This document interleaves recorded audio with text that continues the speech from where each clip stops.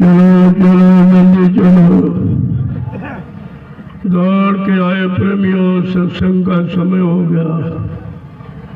सब लोग सामने आके बैठो ताकि एक एक वचन आपकी समझ में आ जाए। जब सामने बैठोगे तो सत्संग वचनों का असर प्रभाव तुम्हारे मन बुद्धि चित्त पे पड़ेगा, तब इनका सुधार होगा। वैसे किसी की दृष्टि पड़ते काम नहीं होता। गोस्वामी जी महाराज ने रामचरितमानस के उत्तरकांड में उन्होंने संतों की महिमा के बारे में कहा कि संत दरस जिम पातर तरई, संतों के दर्शन मात्र से पापों का क्षय हो जाता। ये काम सृष्टि में कोई इंसानी शक्ल नहीं कर सकती।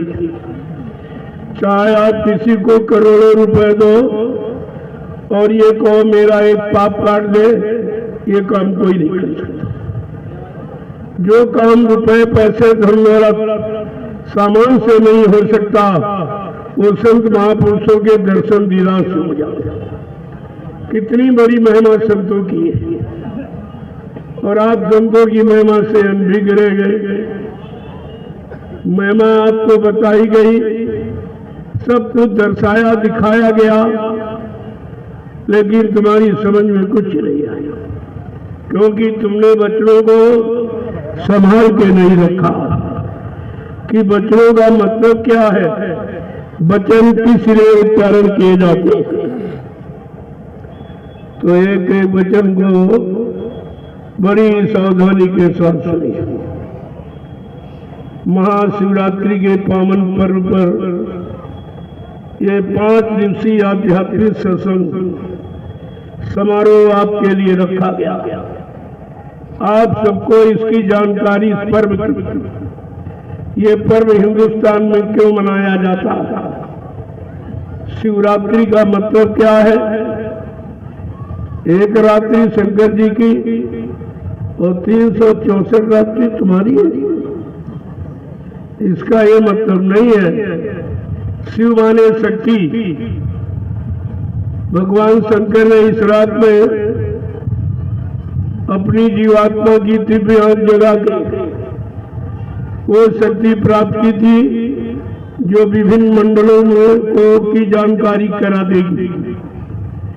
उस शक्ति को प्राप्त किया था, पर इसलिए रखा गया कि हम सब लोग किसी संत महापुरुष से मिलकर अपनी जीवात्मा की दिव्य आंख खुलने की युक्ति उनसे ले ले, और हमारी भी जीवात्मा की तीसरी आंख खुल जाए तो हम सब भविष्य वर्तमान भूत को एक ही जगह से बैठ के देख लेंगे।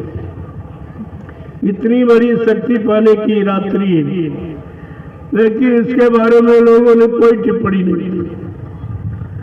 शिवरात्रि कह के केवल खाने पीने तक उसको सीमित रखा, अध्यात्म के बारे में कुछ नहीं जाना। इस शरीर की 2 आंखें जो काम नहीं कर सकती, वो जीवात्मा की एक दिव्य आंख काम करती। वो तो भूत भविष्य वर्तमान को सब देख लेती है एक जगह बैठकर, और इन 2 आंखों से आप कुछ नहीं देखते। सामने देखने में भी धोखा हो जाता। ये तो धोखा पाने वाली आंख, और वो सत्य की जानकारी कराने वाली आंख। इसी दिव्य आंख को शिव नेत्र, ज्ञान चक्षु और थर्ड आई, तीसरा नेत्र कहते हैं। इसी को संत महापुरुषों ने अलग अलग शब्दों से परिभाषित किया, लेकिन वो जीवात्मा की दिव्य आंख ये एक ही बात है। अब जिस पर दया हो जाए, जिस पर दया हुई सदगुरु की, वही हुए निहाल, और बाकी फंसे काल के जाल। जिन पर सदगुरु दयाल की महान दया कृपा हो जाती है, वो जीव इस संसार सागर से पार हो पाता है। नहीं 3 युग निकल गए, आज भी सब इसी में फंसे पड़े। ना निकलने की युक्ति किसी ने बताई, और जो बताने आए उनको आपने पहचान नहीं पाया। इसलिए तुम्हारा काम होते हुए भी रुक गया और आपने इतनी दूरी बढ़ा ली कि अब वो चीज मिलना बड़ा मुश्किल है। इसलिए संत महापुरुष तो दयालु होते हैं।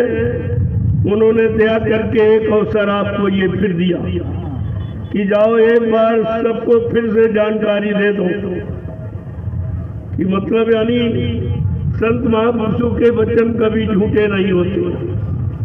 वो वचनों को पूरा करते उन्हीं को कहते थे। जिन वचनों का काम नहीं होना उनको कभी नहीं बताते। उनकी वाणी का एक एक वचन बिल्कुल सिद्ध होता। का संत वाणी कभी झूठ नहीं होती। जिनके बारे में धर्मशास्त्रों में लिखा कि संत वचन पलटत नहीं, पलट जात ब्रह्मांड। चाहे ब्रह्म अपनी ब्रह्मांड की रचना में तब्दीली बदलाव क्यों न कर दे, लेकिन संत जो कहेंगे वो करके दिखाएंगे। उनकी जबान दस्तावेज होती, जिसे आप अकाट सत्य यूनिवर्सल ट्रूथ कहते हैं। वो अकाट सत्य कोई नहीं काट सकता। उनका वचनों के सत्य होने का समय, घड़ी, तारीख सब निश्चित होती। समय के पहले कुछ नहीं, समय के पहले केवल जानकारी दी जाती ताकि उस समय का लाभ सबको मिल जाए। तो जानकारी आपको कितने पहले से, इतने पहले से जानकारी किसी ने दी नहीं और इतना समय जगाने का किसी ने दिया नहीं और इतना भूल भरम मिटाने की युक्ति किसी ने दी नहीं है और जीवात्मा के कल्याण उद्धार की ये युक्ति किसी ने नहीं बताई और युक्ति देकर ये दावा किसी ने नहीं किया कि मैं जीवात्माओं का जब तक उद्धार कल्याण नहीं कर लूंगा, जब तक इनको परमात्मा से नहीं मिला लूंगा, तब तक मैं इस मानव शरीर को छोड़ के जाने वाला नहीं हूँ। प्रेमियों, ये वादा किसी का नहीं, ये सृष्टि में किसी ने ये वादा नहीं किया। नामदान तो हजारों संतों ने दिया। कबीर साहब से लेकर हजारों संत आए। ये 5 नाम की महिमा सबने बताई और 5 नाम का आधार जीवात्माओं के लिए सबने दिया, लेकिन आधार देकर ये किसी संत ने नहीं कहा कि जिनको मैंने नाम दान दिया जब तक इनकी जीवात्मा को घर नहीं पहुंचा लूंगा तब तक मैं मानव शरीर को छोड़ के जाने वाला नहीं हूँ। जय गुरुदेव। ये वादा केवल अनामी महाप्रभु बाबा जय गुरुदेव जी महाराज और ये वादा किसी का नहीं। और तुमने ऐसे विलक्षण अद्वितीय वादे की जानकारी भी नहीं कर पाए और ये वादा करने वाले को समझ पहचान भी नहीं पाया, अपना बना नहीं पाया, अपनी जीवात्मा का उद्धार कल्याण करा नहीं पाया। तो ये कितना बारी आपने अपना नुकसान किया। एक तो कोई सृष्टि में आया नहीं और इस तरह किसी ने वादा किया नहीं और जिन्होंने किया उनको आप पहचान नहीं पाए। कितनी बारी भूल है जीव की, लेकिन वो दयालु है। उन्होंने जो वादा किया उसे पूरा करेंगे। वादा पूरा, वचन पूरे करने के लिए चाहे कोई लीला, कोई खेल और कोई करिश्मा चमत्कार क्यों न करना पड़े, लेकिन वो अपना काम करके ही जाएंगे। तुम कितना प्रचार झूठा कर डालो कि बाबा जी चले गए, ये तुम्हारे वचन वाणी सिद्ध होने वाले नहीं तो संत झूठे हो जाएंगे। अगर बिना काम किए चले जाएंगे तो वो झूठे हो जाएंगे और इतनी जीवात्माओं को नाम दान देकर क्या उन्हें काल के जाल में फिर फंसा देंगे? फिर निकालने का मतलब क्या होगा? फिर समृद्ध काम का मतलब क्या होगा? एक तरफ आप समृद्ध का प्रचार करते हो कि वनामी महाप्रभु है, वो युग सृष्टा है, युग दृष्टा है, ये सब आपने प्रचार किया है। भगवान का भगवान ये भी लोगों ने बताया, लेकिन वो खुद ही भ्रमित हो गए खुद ही बेचारे बह गए, भूल भरम में चले गए। जो कहते थे उसी को अभी सिद्ध नहीं हुआ और इनकी भी वाणी झूठ हो गई। तो लोग ये कहेंगे तुमको कि तुम भी झूठे, तुम्हारा गुरु भी झूठा। ये कितना बड़ा अपराध आपने किया, और इस अपराध पर, गुनाह पर अभी आप कोई गौर ख्याल नहीं करते, क्योंकि तुम होश में नहीं हो, बेहोश में। तुम्हें इस अपराध की सजा नहीं मालूम कि गुरु को बदनाम करना, गुरु को झूठ बोलने वाला, वादा खिलाफी करने वाला, दगेबाजी करने वाला बताना या प्रचार करना, इसका कितना बड़ा दोष है, कितना बड़ा दोष। और जो इस दोष में शामिल हैं और सुन रहे हैं वो कितने बड़े अपराधी हैं, उन पर कौन सा अपराध लगेगा। क्या लिखा गोस्वामी जी महाराज, गुरु निंदा सुने जो काना, गाँव पाप लगे गौघास समाना। जो अपने गुरु की निंदा सुनता है, करता है और सुनाने वालों के साथ रहता है, ये सब गौ हत्या के बराबर पापी माने जाएंगे। इनको इस पाप की सजा का भुगतान करना पड़ेगा, और ये अपराध लगभग सभी लोगों ने किया और आज भी कर रहे हैं। उनकी समझ में आप ही नहीं आ रहा, क्यों? विनाशकारी विपरीत बुद्धि। जब जिनका विनाश होने को होता, उनकी बुद्धि विपरीत दिशा में ही काम करती। कितनी सच्ची अच्छी नेक भली बात आप बताओ, उनकी समझ में नहीं आई। क्यों? उनके स्वार्थ, लोभ लालच का और पाप का घड़ा भर गया। वो अवश्य फूटेगा। जब घड़ा फूटने का समय आता है तो धर्मशास्त्रों में लिखा है बड़े साफ शब्दों में, लेकिन आपने उसको जाना पड़ा लेकिन मान नहीं पाए, मान नहीं पाए, तुम्हारी समझ में नहीं आया। एक एक वचन को जब सावधानी के साथ सुनोगे और अपने जीवन का आधार बनाकर जब जीवन को चलाओगे, निकालोगे, तो इन वचनों का पूरा लाभ आपको मिलेगा, पूरा लाभ मिलेगा। इसलिए प्रेमियों, अब जरा सत्संग के दो वचन सुन लीजिए तो आपको विश्वास हो जाए कि सबने कहा। मैं तो ऐसे ही कह सकता हूँ, मुझे किताब पोथी की आवश्यकता नहीं, लेकिन फिर भी प्रमाण देने के लिए आप शंका संदेह भूल भ्रम में न जाएं, विश्वास दिलाने के लिए संत महापुरुषों ने भी, जो पिछले संत महापुरुष आए, उनके वचनों का आधार जरूर लेते। जैसे गोस्वामी जी महाराज, जिन्होंने रामचरितमानस लिखी, जो आज से लगभग 550 वर्ष पहले आए थे, जो 550 वर्ष पहले आए और आपको ये जानकारी देने के लिए रामचरितमानस की रचना की और हर हिंदू के घर में लिखवा के रखवा दी और सारे हिंदुस्तान में प्रचार हो रहा। लेकिन उसके बारे में जानकारी किसी को नहीं, क्योंकि प्रेमियों वो शब्द रचना है, अक्षर में लिखा गया है। क्योंकि अक्षर की जानकारी दुनिया के लोगों को है, शब्द की जानकारी किसी किसी संत महापुरुष। तो शब्द वेदी, नाम वेदी जब आएंगे और शब्द की चर्चा करेंगे, तब आपको शब्द की रचना से वाकिफ कराएंगे। और शब्द की रचना जैसे आपको मिल गई तो सारे ब्रह्मांडों की, पर ब्रह्मांडों की सब रचना तुम्हारे दिल दिमाग में आ जाएगी।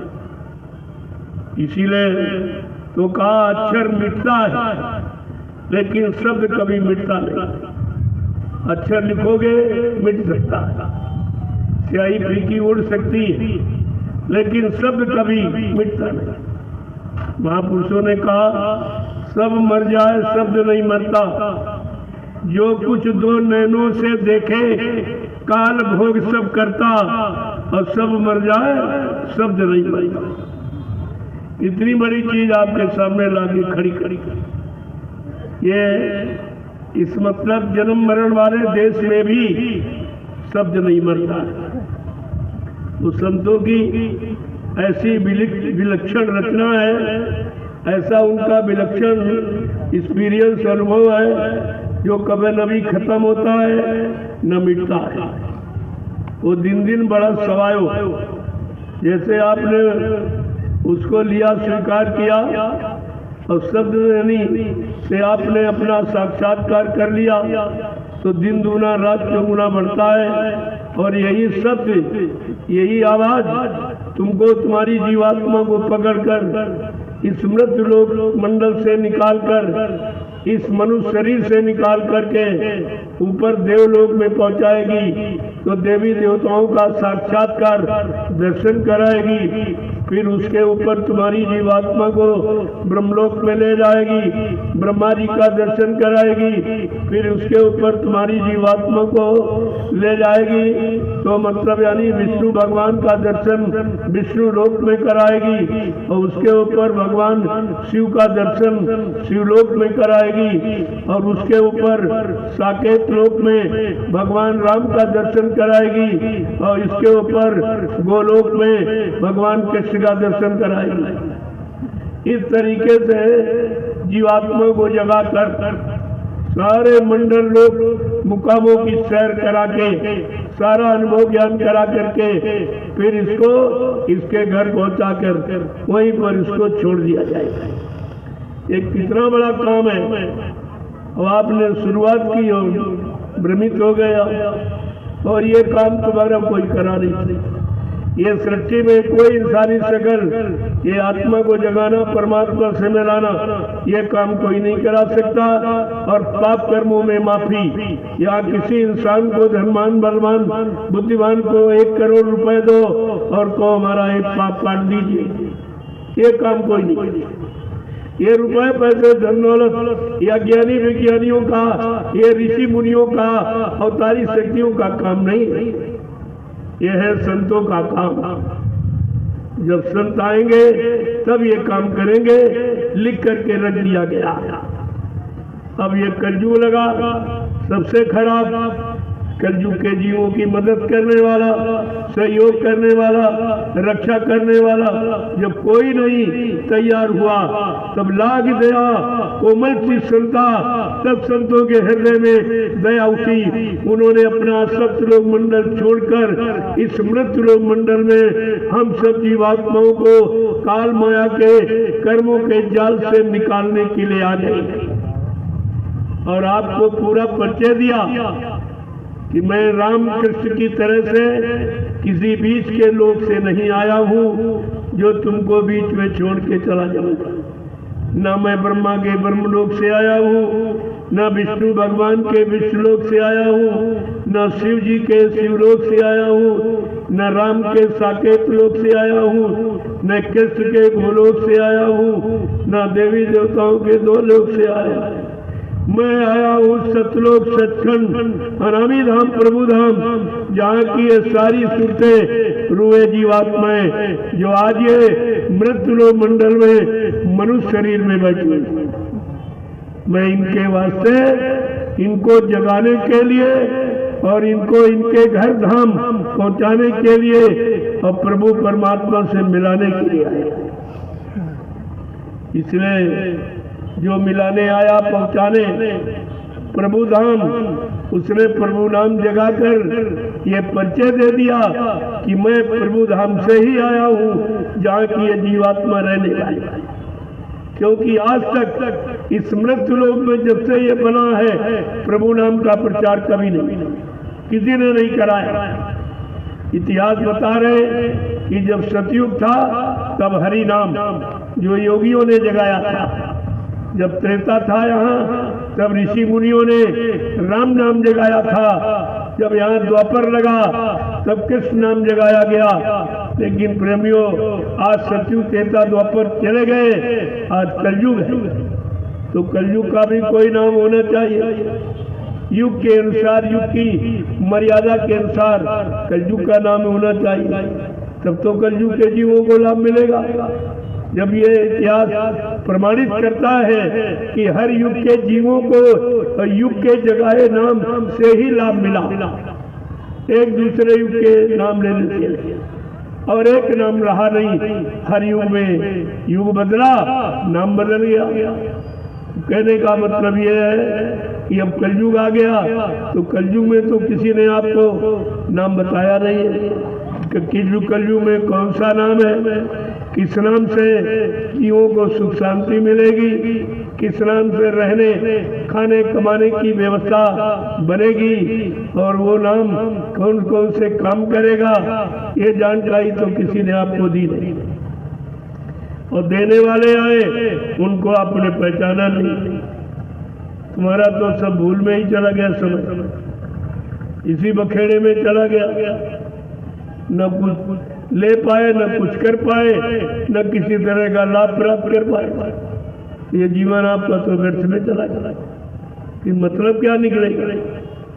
अरे जीवन सिर्फ जीने के लिए नहीं, जी करके कुछ करने के लिए मिला कि ऐसा जियो तो लोगों को जीना सिखा दो, और ऐसा करो कि लोगों को करना सिखा दो, और करके और परिवार समाज और देश में बाल बच्चों के बीच सुख शांति से रहे, तब तो आपका मानव जीवन जीवन। नहीं ऐसे तो जीवन पशु पक्षी कीड़े मकोड़े भी पाए हुए, वो भी खाना खाते, वो भी दिशा मैदान जाते, वो भी बच्चे पैदा करते, फिर तुम्हारे इनमें अंतर ही क्या? मनुष्य वही है जो मनुष्य के लिए मरे। मरने का मतलब कि मरने के पहले मनुष्य को ऐसा रास्ता बता दे कि जन्म मरण के चक्कर में कभी आना ही न पड़े, न जन्म हो न कभी मरण। सबसे बड़ा कष्ट है जन्म मरण, इससे बड़ा कोई दुख नहीं। जन्मत मरत असह दुख होई, जन्म मरण की असहनी पीड़ा से जो तुमको बरी कर दे, छुटकारा मिला दे, यानी मतलब जन्म मरण से आपको अलग कर दे, न जन्म हो न मृत्यु में जाओ। ऐसा समय, ऐसी स्थिति जो बना दे, वो समय का अनोखा महापुरुष कहलाएगा। अभी आप नहीं समझोगे, जब सब मुसीबत आ जाएगी, वो मुसीबत जिसका समाधान किसी के पास नहीं होगी, और तुम रोओगे चिल्लाओगे, तुम्हारी कोई सुनने वाला यहाँ नहीं। बाबा जी ने पहले इशारे में कहा कि बच्चा एक समय ऐसा आएगा कि सबके दाढ़ी में आग लगेगी, कौन किसकी बुझाएगा, सबको अपनी अपनी पड़ी होगी। ये महात्माओं के रहस्यमय वचन तुम इतनी जल्दी नहीं समझ सकते हो, और उनका वचन सिद्ध हो गया और आप समझ नहीं पाए। वो था कोरोना। कोरोना काल में आपने देखा सबको बड़ी बड़ी पड़ी। अगर कहीं कोरोना बता दिया तो पत्नी पति को स्वीकार नहीं करे, घर में रखना नहीं चाहती, कहते नहीं नहीं इनको हटाओ ले जाओ, तो उनके पास बैठना जाना और उनकी सेवा शुश्रूषा करना और रिश्ता, ये सब खत्म हो गया। यही थे दाढ़ी में आग की बात। एक समय ऐसा आएगा सबको अपनी अपनी ही पड़ी होगी, कोई किसी का साथी बराती संगाती नहीं बनेगा। और आपने कोरोना काल में देखा कि पत्नी पत्नी का रिश्ता खत्म, बाप बेटे का रिश्ता, भाई भाई का रिश्ता, यानी मतलब ये सब खत्म। सबको अपने बचाने की बात सूझी, न बाप को बचाने, न भाई को, न बेटे को, न पत्नी को, न पति को, ये सब आपको दिखा दिया गया। जो संत महात्मा कहते हैं उसको करके दिखाते, और आपके सामने हो गया, और फिर भी आप संतों के वचनों को समझी नहीं पाए। हुआ और देखा और भुक्त भोगी भी बने, परेशान हुए, लेकिन फिर भी आपकी समझ में नहीं आया कि बाबा जी की वाणी तो सिद्ध हो गई जो उन्होंने कहा था। कहने का मतलब जब एक एक वचन आपके सामने सिद्ध हो रहा है, फिर भी तुम्हारी समझ में नहीं आ रहा, तो ये क्या है? जब जैसी हो तबता तब तैसी मति होए, और काल वेग की लेख को मेट सके नहीं कोई। कहा वो तुम्हारी होनी आ गई। होनी का मतलब जो जो आपने बुरा किया, पाप किया, उसका फल पाने का समय आ गया। इसको होनी कही। होनी के बारे में धर्म शास्त्रों ने भी इशारा करके समझाया। होनी होनहार बलवान, इसे कोई मत मानो झूठी। गई मंथरा पास के कई, पिला दही बूटी। ना राम लखन बनवास सिधारे, ते राजा दशरथ की छुटी। इसे कोई मत मानो झूठी। पर नारी के हेतु रावणा, नियत करी खोटी। परिणाम क्या हुआ? लंकगर सोने की टूटी। ये परधन और पर नारी का कितना बड़ा अपराध और कितनी बड़ी सजा। एक नारी का अपहरण रावण ने किया तो विनाश। आज कितनी बहु बेटियों का अपहरण हो रहा। क्या कोई अच्छी स्थिति आएगी? ये अच्छी स्थिति बनेगी कि आपको सुख शांति मिल जाएगी। सुख और शांति तुम्हारे से निरंतर दूर भागती चली जा रही है। उसका तो तुमको दर्शन भी नहीं हो पाएगा, क्योंकि आपने सुख शांति के विपरीत कर्म किया है, विपरीत खान पान किया है, विपरीत संग सोबत, यानी ये सब आपने किया। इसलिए सुख और शांति तुम्हारे से दूर भागती चली जा रही है और इसको कोई ला नहीं सकता। ये किसी इंसान की बस की बात नहीं है। तब आपसे इशारा किया गया है कि सुख शांति फिर लाएगा आपको। और आपने प्रचार भी किया। आपने प्रचार किया है भारत की जनता के बीच कि विश्व को सुख शांति जय गुरुदेव नाम से मिलेगी, जो प्रभु का नाम है प्रभु के नाम से मिलेगी, और विश्व को सच्ची सुख शांति बाबा जी से। ये प्रचार आपने किया। अब ये भारत की जनता आपसे पूछने ही वाली है, तब तुम क्या जवाब दोगे? ये जनता तुम्हारा मुंह नोच लेगी। गांव की गली शहर की सड़कों पर तुम्हारा निकलना चलना मुश्किल हो जाएगा। तुम्हारा मुंह नोच लेगी, कहेगी तू भी झूठा और तेरा गुरु भी झूठा। तुमने तो ये अपराध किया है, अपने आप को भी और गुरु को भी झूठा कह दिया। ये नहीं समझ पाए कि हम ये कह क्या रहे, किसके लिए कह रहे? अपने गुरु के लिए। तुम ये नहीं जान पाए, अगर गुरु तुम्हारा झूठा हो जाएगा तो क्या तुम सब चेले कभी सच्चे माने जाओगे? तुम्हारी पहचान गुरु है और गुरु को तुमने झूठ बोलने वाला कह दिया और कह दिया वो मर के चले गए। अभी किसी काम की शुरुआत नहीं, वो जो उन्होंने वादे किए किसी वादे की शुरुआत नहीं, और ये लोभी लालचियों ने उनके जाने की शुरुआत कर दी। ये भी नहीं समझ पाए कि संत जो कहते हैं वो करके जाते। अगर संत महात्मा झूठ बोलेंगे तो सृष्टि में सत्य कौन बोलेगा? ये सब आपको जानकारी करेगी। प्रेमियों, ये देश ऋषि मुनि महात्माओं का है, गुरुओं का है और कलयुग में सदगुरुओं का है। मैंने समझ लो आप, गुरु शब्द प्राचीन काल से रहा। गुरु करना हर मजहब धर्म का एक प्रमुख विषय रहा, बहुत आवश्यक कारण है। अगर जिसने गुरु नहीं किया तो उसका जीवन पशुवत माना जाता, कि उसने कुछ भी नहीं किया। क्यों करना? ये गुरु सिखाएगा। जो इंसान नहीं कर सकता न सोच सकता, वो गुरु करना सिखाएगा। इसलिए गुरु करना अनिवार्य है।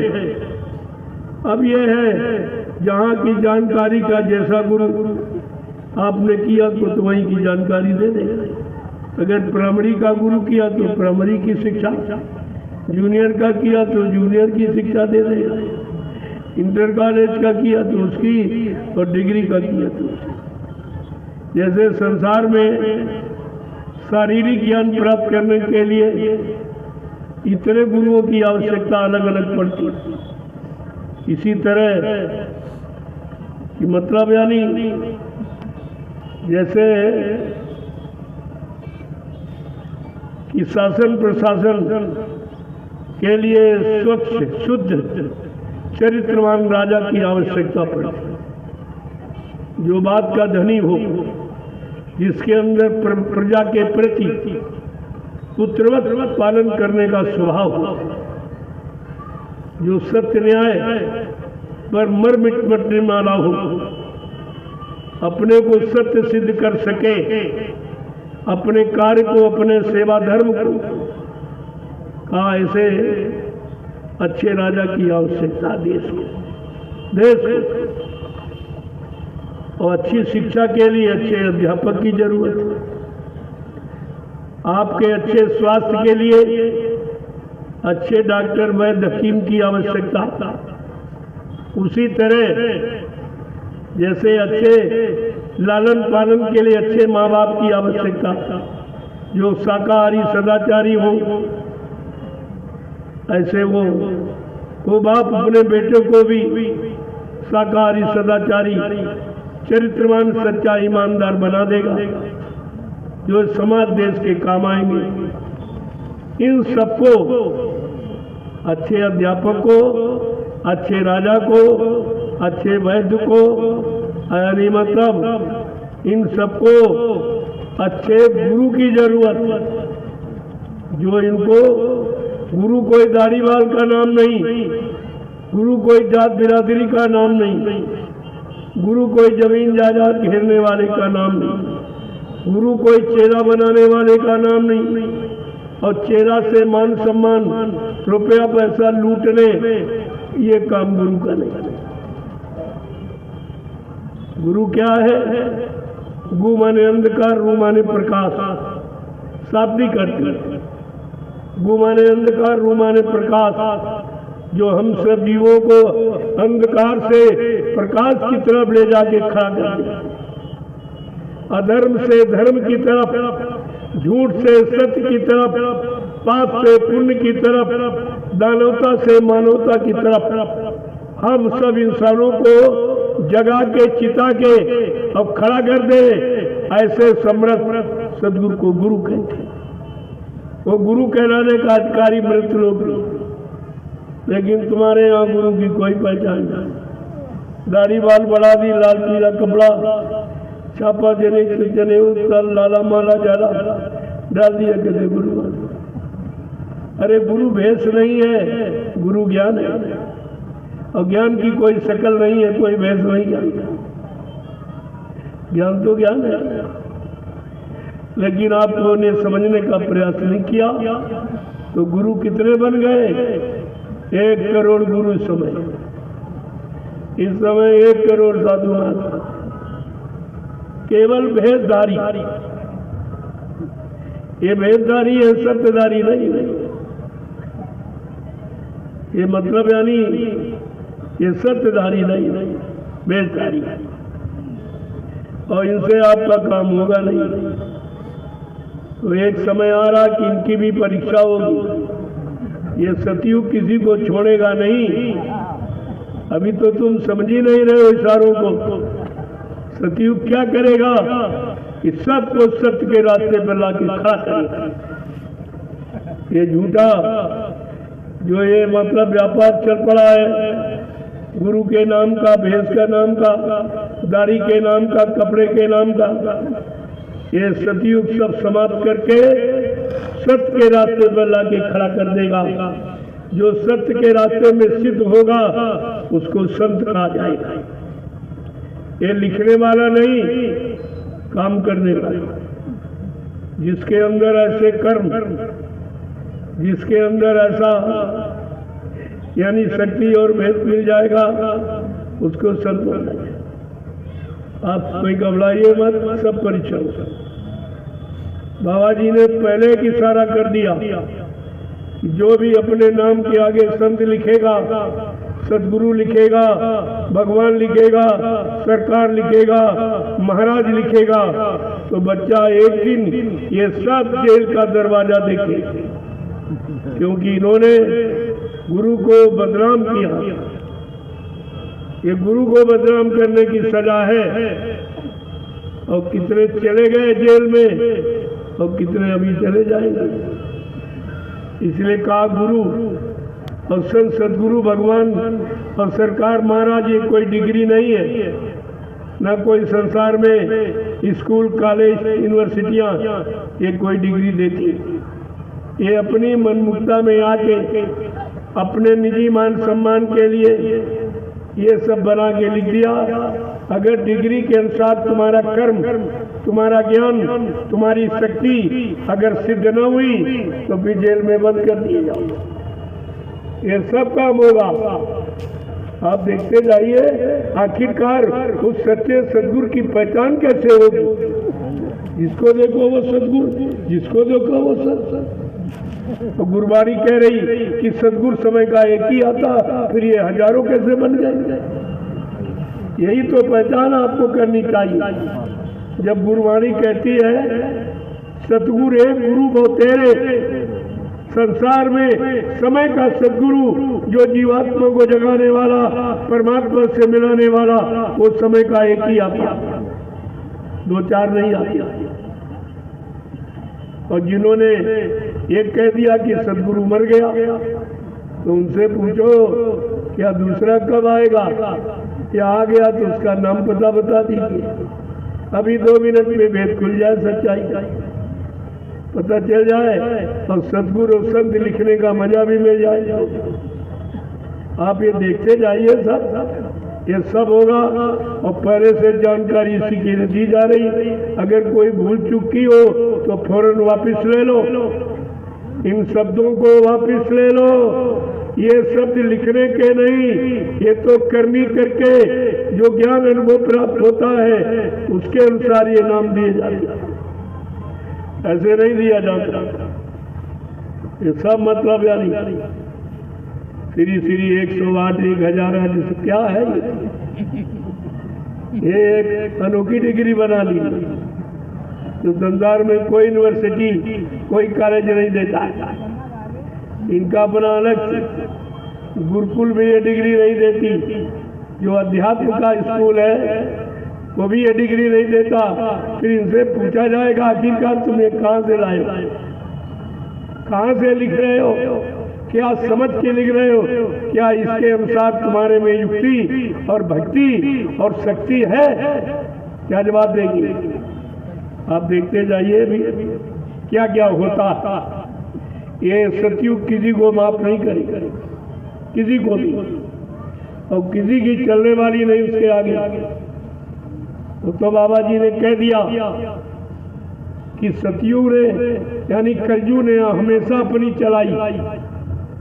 हर युग में कलयुग गया, अपना करिश्मा खेल दिखाया उसे। जब कलयुग सतयुग में गया तो बाप बेटे में झगड़ा करा दिया, प्रहलाद हिरण्यकश्यप। यही कलयुग जब त्रेता में गया तो भाई भाई में झगड़ा रावण विभीषण ने करा दिया।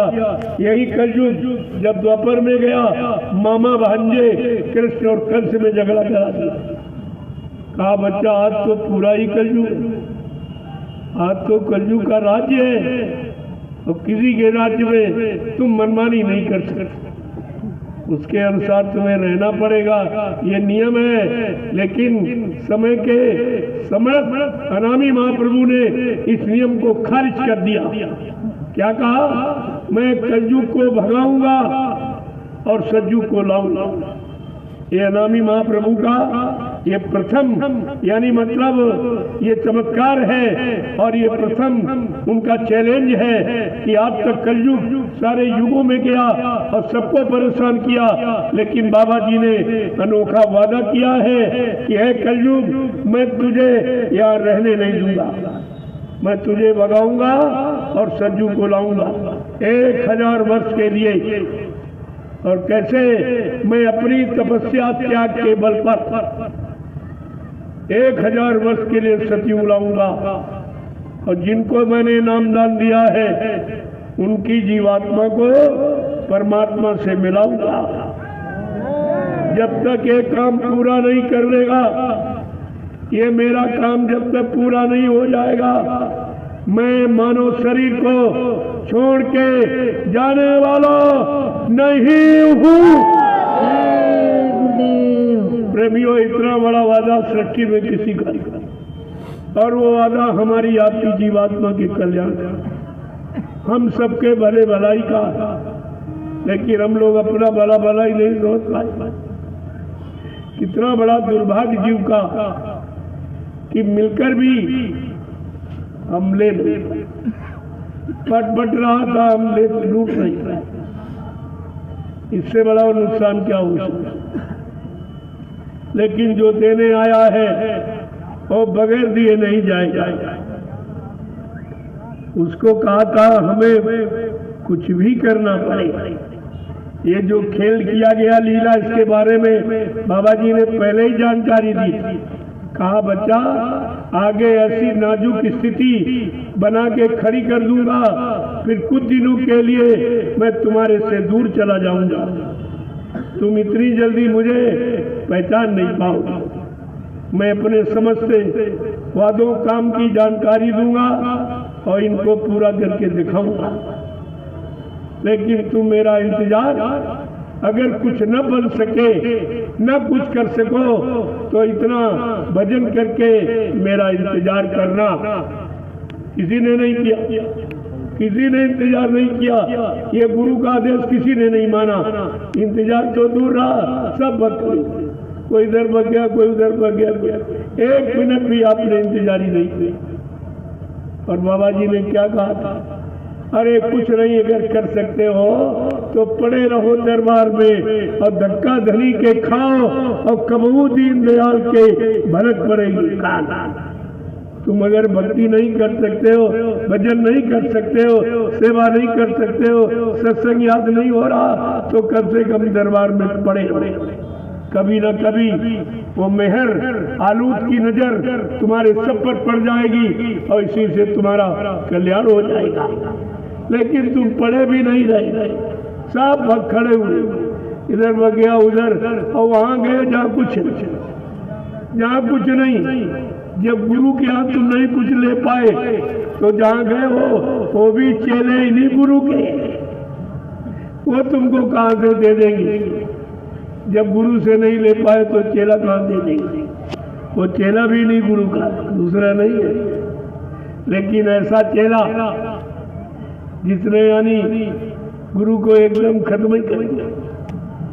जैसे बेटा जब दौलत चाहता है, प्रॉपर्टी चाहता है, कहते यार बाप जल्दी मर जा तो मिलेगा, से मिलेगा नहीं। बगैर बाप की मौत के बेटे को नहीं मिलता कुछ, तो जल्दी से निपटा दिया कि चलो इनको निपटा दो।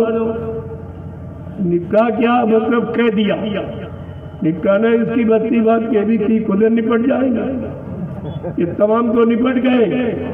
जिन्होंने शुरुआत की कि बाबा जी मर के चले गए तो तमाम निपट गए। एक आध बचा मथुरा में तो सब सफाई हो गई, कोई नहीं बची, सब मर गए। जिन्होंने गुरु को मर जाने की बात कही, तो मैंने शुरुआत में भी कहा था कि जिन्होंने प्रचार किया या कर रहे हैं कि बाबा जी चले गए, तुम सब लोग देखते जाइए, ये तुम्हारे सामने ये सब मौत के शिकार हो जाएंगे, सब मौत को छुपा जाएगा।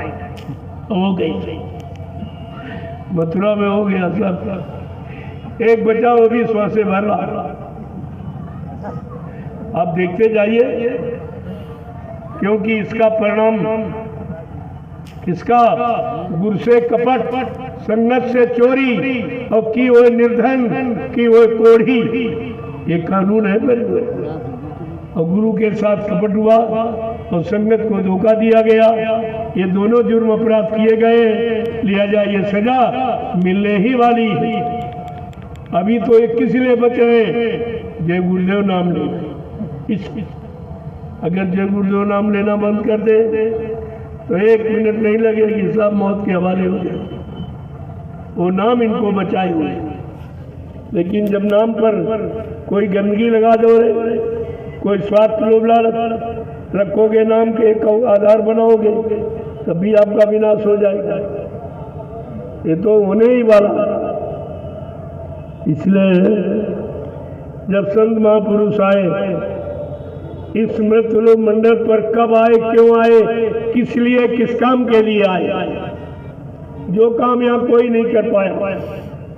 जीवात्माओं का उद्धार, कल्याण, न ऋषि मुनि कर पाए, न योगी, न अवतारी शक्तियां, न ज्ञानी विज्ञानी। ये काम किसी के बस का नहीं।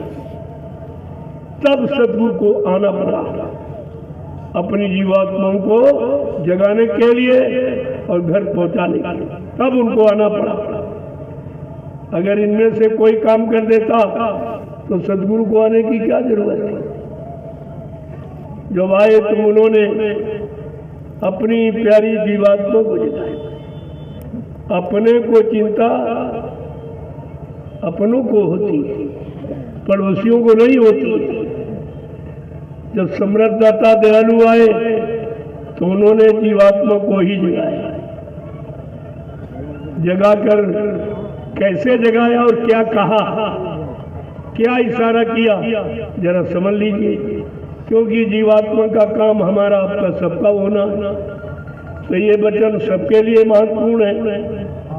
तो जरा सुन लीजिए दो वचन, तो आपकी समझ में आ जाएगा कि संत महापुरुष किस काम के लिए आते हैं और कौन सा काम करके जाते हैं। अपनी प्यारी जीवात्मा से कह रहे हैं कि सुरति तू कौन कुमति उरझानी, सुरति तू कौन कुमत उरझानी। बड़े ध्यान से सुनिए, ये वचन आपको कहीं मिलेंगे नहीं।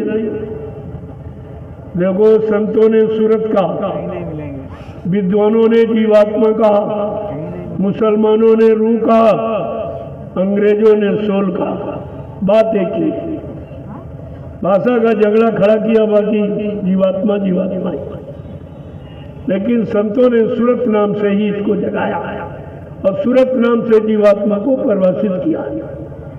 क्या कह रहे हैं कि सुरति तू कौन कुमति उरझानी, सुरति तू कौन कुमत उरझानी। क्या पूछ रहे हैं? अपनी प्यारी जीवात्मा जिसको जगाने घर पहुंचाने के लिए आए हैं, तो बड़े प्रेम से कह रहे हैं, ऐ सूरत जीवात्मा रू, तेरे पर कौन कुमति सवार हो गई। तू तो चेतन अमल सहज सुखराशि है, तू अजर अमर अविनाशी है।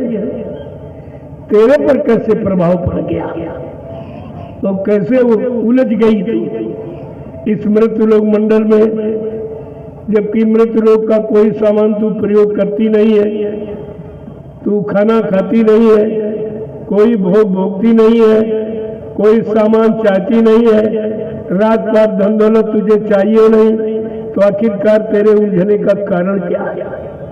क्या कह रहे हैं कि मन के साथ फिरे भरमानी, मन के साथ फिरे भरमानी, मन के साथ फिरे भरमानी, मन के साथ फिरे भरमानी।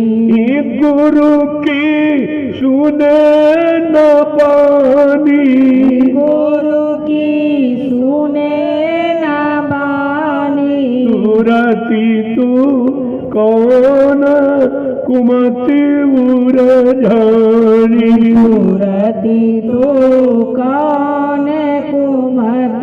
वो क्या समझा के कह रहे हैं? तेरे उलझने का कारण तेरा दोस्ताना, जो तूने मन को यार मित्र दोस्त बना लिया।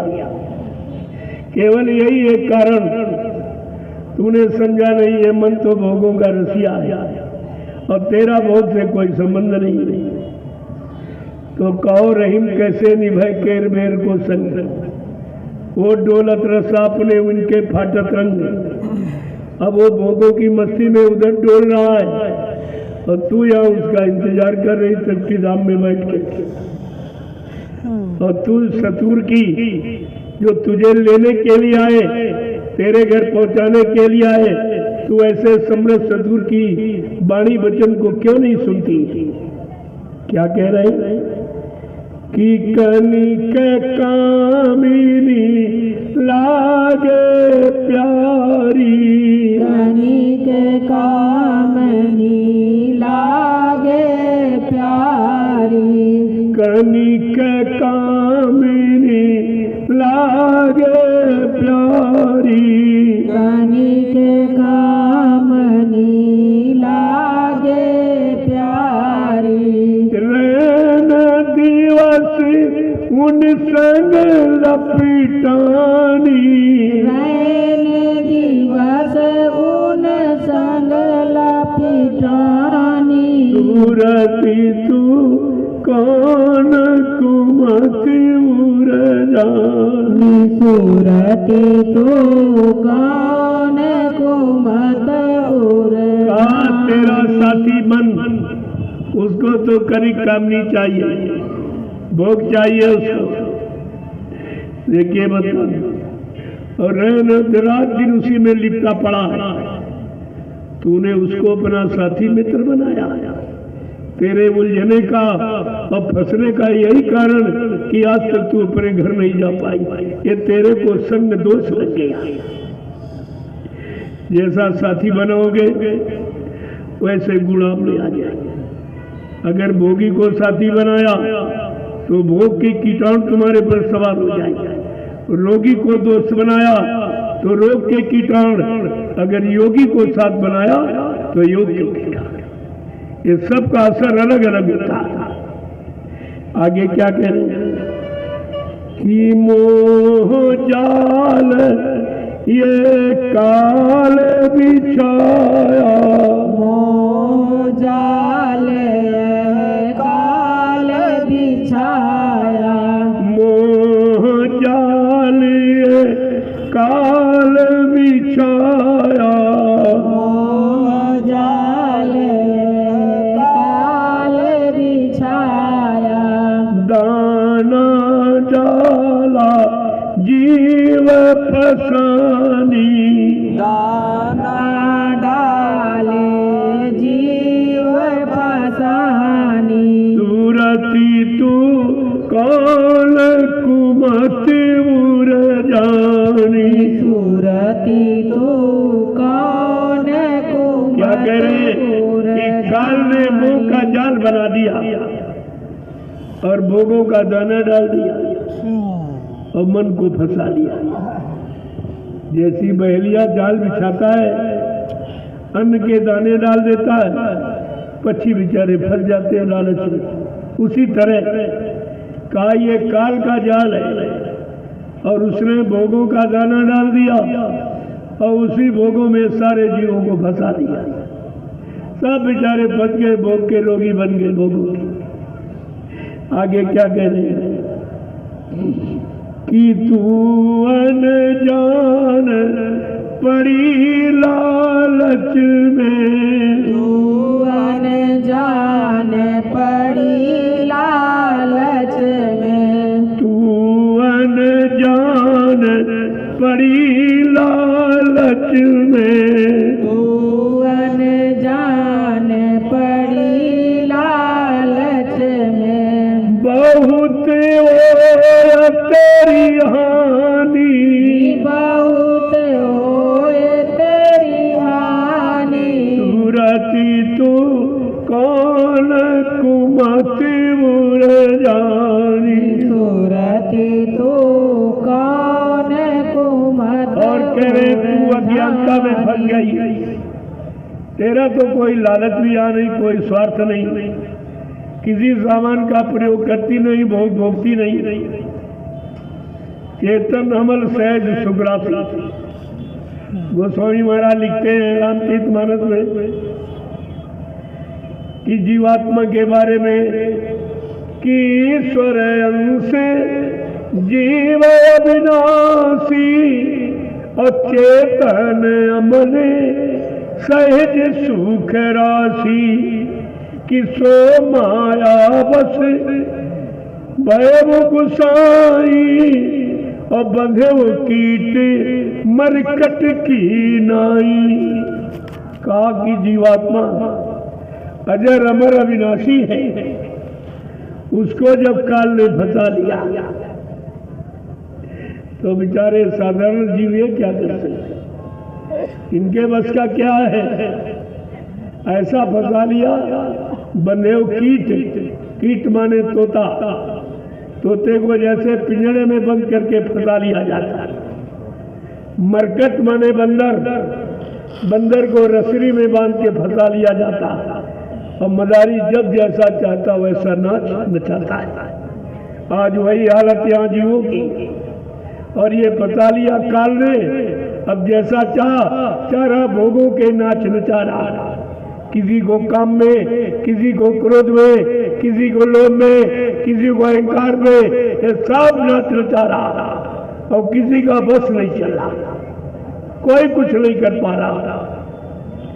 आगे क्या कह रहे हैं कि मैं समझाए कहूँ अब तो से, मैं समझाए कहूँ अब तो से, मैं समझाए कहूँ अब तो से, मैं समझाए कहूँ अब तो से। गुरु बिन कौन बचानी, गुरु बिन कौन बचानी, सुरति तू कौन कुमत मुर जानी, सुरति तो कौन कुमत। इसलिए मैं तुझसे समझा के कह रहा हूँ, तुझसे समझा के कह रहा हूँ कि समय के सतगुरु बिना तुझे काल माया के देश से कोई बचा के ले नहीं जा सकता, निकाल नहीं सकता, जन्म मरण से छुटकारा दिला नहीं सकता, ऐसा कोई पैदा ही नहीं। लोगों कितनी बड़ी चेतावनी जीवों के लिए। आगे क्या कह रहे हैं, इसलिए तुम ऐसे समृद्ध सदगुरु से प्रेम करो जो तुमको निकाल के ले जाए। कि गुरु से प्रीति करो जग जारो, गुरु से प्रीत करो जग जारो, गुरु से प्रीति करो जग जारो, गुरु से प्रीति करो जग जारो। तन मन दशा भुलानी, तन मन दशा भुलानी, सुरति तू कौन कुमत मुर जानी, सुरति तू कौन कुमत। इसलिए ऐसे समृद्ध सदगुरु से प्रेम करो जो तुमको यहाँ से बचा के निकाल के ले जाए। कहते तन मन दशा भुलानी, मन ने और तन दोनों बिगड़ गए। जब मन भोगों में फंस गया, तन कमजोर हो गया, तन भी बेकार हो गया, शक्तिहीन, बलहीन, विवेकहीन सब हो गया। इसलिए मैं समझा के कह रहा हूँ, वो सदगुरु से प्रेम करो जो तुम्हारे लिए आया, तुम्हारी जीवात्मा के कल्याण के लिए आया। वो तुझे निकाल के ले जाएंगे और इस संसार में कोई मानो शक्ति ये काम नहीं कर सकती। आगे क्या कह रहे हैं कि नाम रसायन गुरु से पाओ, नाम रसायन गुरु से पाओ, नाम रसायन गुरु से पाओ, नाम रसायन गुरु से पाओ। छूटे सब हैरानी, छूटे सब हैरानी, सुरति तू कौन कुमत मुर जानी, सुरति तू कौन कुमत। अरे वो सदगुरु दयाल क्या देंगे तुझको। खाओ नाम रसायन, नाम जड़ी बूटी लेके आए, नाम औषधि गुरु से पाओ, छूटे सब हैरान, सारी बीमारी, काम की, क्रोध की, लोभ की, मोह की, अहंकार की, ये ऐसी नाम की रसायन जड़ी बूटी देंगे, ये सबकी हैरानी परेशानी खत्म हो जाए, ये सब तुम्हारे से अलग हो जाएंगे, तब तुम स्वतंत्र हो जाओगे। ना तुम्हारे पर काम हमला करेगा, ना क्रोध, ना लोभ, ना अहंकार। आगे क्या कह रहे हैं कि फिर तू चढ़े गगन के नाके, फिर तो चढ़े गगन के नाके, फिर तू चढ़े गगन के नाके, फिर तो चढ़े गगन के नाके, तन से हो अलगानी, तन से होए अलगानी, सूरती तू कौन कुमत मुरझानी। सूरती तू कौन को। आज जब राम नाम रसायन गुरु से पा जाओगे तो नामी आधार है जीवात्मा का, वही नाम डोर शब्द डोर जो जीवात्माओं को पकड़ा के शत्रु से नीचे उतारा और काल ने बहका के नाम डोर छीन ली, तब जीवात्मा बिचारी अब निराधार हो गई, कोई आधार नहीं रहा, अब बेचारी तब से फंसी पड़ी। कहा फिर से वही नाम डोर शब्द डोर पकड़ाने आए, अब पकड़ा कर तुझे तेरे घर पहुंचाने आए हैं, उनसे नाम डोर ले ले, पकड़ ले, ये नाम औषधि है किसकी? काम करो लोभ मोह अहंकार से छुटकारा पाने के लिए। आगे क्या कह रहे हैं? फिर तू चढ़े गगन के नाके, जो तेरा घर सत्यलोक अनामी धाम तमाम मंडलों से होकर, ब्रह्मा के ब्रह्मलोक से, विष्णु के विष्णुलोक से, शिव जी के शिवलोक से, राम के साकेत लोक से, कृष्ण के गोलोक से, ये सबसे चढ़ती हुई, सारे लोगों का भ्रमण करती हुई, सबका दर्शन करती हुई तू अपने घर पहुंच जाएगी। वो नाम डोरो पकड़ाने आए।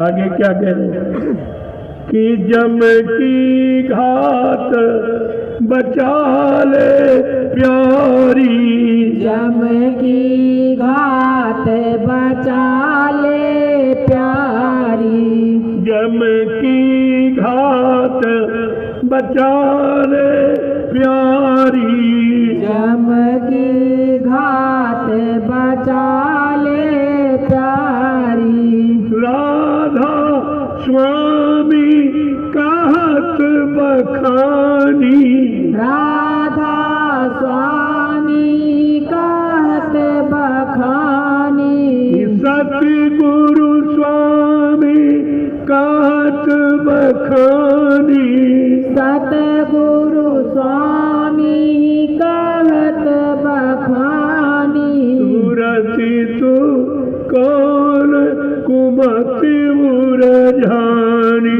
सूरती तू कौन कुमत नाम डोर शब्द डोर यानी सतगुरु दाता दयालु से ले लेगी और अपने घर चली जाएगी तो जमराजा की कोई मार तुझे खानी नहीं पाएगी, जमराजा की मार से बच जाएगी, वो तुझको तेरे घर पहुंचा देगी, बीच में किसी लोक मंडल मुकाम में छोड़ेंगे नहीं। कहा जम की घात बचा ले प्यारी, सतगुरु कहे बखानी, बार बार समझा के कहे प्रेमी और राधा स्वामी कोई आदमी इंसान का नाम नहीं, ये बेचारे मजहब धर्म वाले सब फंस गए, वो तो जगाया हुआ नाम है, मतलब इनकी समझ में नहीं आया ये नाम क्यों जगाया था, क्यों जगाया गया, इसका मतलब क्या है। हर युग में नाम जगाया गया और कलयुग में जो भी संत आए सब ने नाम जगाया। और उसी जगाए नाम से जितना उनको अधिकार मिला था कि तुम इस नाम से इतने जीव जगाओगे, इतने जीवों को ले जाओ और जगा दोगे, जो साधना कर लेंगे चले जाएंगे, बाकी जो रह जाएंगे नामदान लेने वाले यानी लेकर और सुमरन ध्यान भजन नहीं करेंगे, वो फिर दूसरे जो आएंगे उनसे जुड़ जाएंगे, वो उनसे जुड़ जाएंगे। तो ये तो जगाया हुआ नाम है, ये नाम जगाया गया था। कबीरदास ने साहब नाम जगाया, उन्होंने साहब नाम जगाया, लोग समझ नहीं पाए। कबीर कोई आदमी का नाम नहीं, कहने का मतलब राधा स्वामी कोई आदमी इंसान का नाम नहीं, और वाहे गुरु ये भी किसी आदमी इंसान का नाम नहीं, और जय गुरुदेव ये भी आदमी इंसान का नाम। ये जीवात्माओं को जगाने के लिए, इनके गुण पहुंचाने के लिए, क्योंकि जीवात्माओं का आधार नाम रहा है। नाम रोड शब्द रोड पकड़ के आई, और जब तक नाम रोड शब्द रोड पकड़ाने वाला कोई मिलेगा नहीं, तब तक कोई जीवात्मा इस मृत्यु मंडल से जा नहीं सकती। वो जगाए नाम से जाएगा, इसीलिए तो ये सब फंस जाएंगे जो सुन के नामदान सुनाने लगे। कोई नाम जगाया नहीं, इसलिए इनके सुनाने से कोई जीवात्मा न जगेगी न घर पहुंचेगी। ये आगे आने वाले समय में खुद ही फंस गए। ये कैसे निकलेंगे? तुमने ये झूठी गुरुवाई क्यों की? इनको मालूम नहीं है ये कितना बड़ा गुरु बनने का अपराध है। गोस्वामी जी महाराज ने पहले हिदायत इनको हुक्मनामा रामचंद्र मातल के माध्यम से पहले ही सुना दिया कि सब कुछ करना, लेकिन गुरु मत बनना। गुरु यहाँ बना नहीं जाता, गुरु बने बनाए जाते। बड़े साफ शब्दों में लिखा कि हराय शीस धन ईशोक न हराई, असो गुरु घोरी नरक मां परई। का अगर कोई चेला बना रहा है केवल धन दौलत रुपए पैसे मान सम्मान सामान लेने के लिए, तो ऐसा गुरु रौड़ो घोर नर्क में जाएगा। क्या इन लोगों ने ये नहीं पढ़ा कि मैं नर्क की तैयारी कर रहा हूँ, नर्क में जाने के काम कर रहा हूँ? ये गुरुवाई ये सबके बस की बात नहीं है। गुरुवाई कोई व्यापार, गुरुवाई कोई धंधा नहीं है। वो गुरु जो सतलोक सत्संग अनामी धाम से आए और जीवात्माओं को जगाकर काल माया के देश से अनामी धाम पहुंचाए, वो है। तभी गुप्त गुरु की परिभाषा बताई। गुरु वही जो शब्द स्नेही और शब्द बिना दूसर नहीं सही। गुरु का केवल काम शब्द की कमाई, वो शब्द को सेता है, वो भोगों में नहीं, मान सम्मान में नहीं, राजपाट धन दौलत में नहीं, रुपए पैसे में नहीं रहता, केवल शब्द की कमाई। लेकिन बेचारे क्या जाए, शब्द कमाई में जो पूरा उन चरणों की बंजा धूरा का गुरु कौन है? जिसके पास शब्द की कमाई है। उनके चरणों की तो धूल बन जा तो तेरा उसी में कल्याण हो जाएगा। ये सब लिख दिया रामचरितमानस में, ताकि कोई नकली गुरु बनकर लोगों को धोखा न दे। इसलिए ये सब वचन बचने के लिए आपको लिख दिए गए, लेकिन आपने पढ़ा ही नहीं कि गुरु किसे कहते हैं। कहते कि गुरु का काम केवल शब्द की कमाई, ये रुपए पैसे दाम की कमाई करना नहीं। ये तो जीव मानता नहीं है कि नहीं नहीं हमारा किसी अच्छे काम में लगा दो, हमारे पास कोई शक्ति भक्ति तो है नहीं, मैंने यही कमाया है, जरा किसी परमार्थी काम में लगा दो तो हमारा जीवन सुधर जाएगा, आगे हमको मानव शरीर में फिर मौका मिल जाएगा। तो वो कितनी बड़ी चीज, और आपको ये सब समझना चाहिए। और क्या कह रहे हैं जरा एक एक वचन को बड़ी सावधानी के साथ सुनिए तो तुम्हारी समझ में सब आ जाए। आगे क्या कह रहे हैं समझाते हैं कि है जीवात्मा सूरत रूप। ये तो समझाया, अब निकालने की बात क्या कहेंगे और कहाँ कहाँ तुमको किसने फंसाया ये सब बताएंगे, और तुमको कौन निकालेगा और कौन निकाल के घर पहुंचाएगा उसका परिचय भी देंगे। फंसाने वाले का परिचय और निकालने वाले और पहुंचाने वाले का परिचय दोनों तब ये जीवात्मा बेचारी समझ पाएगी।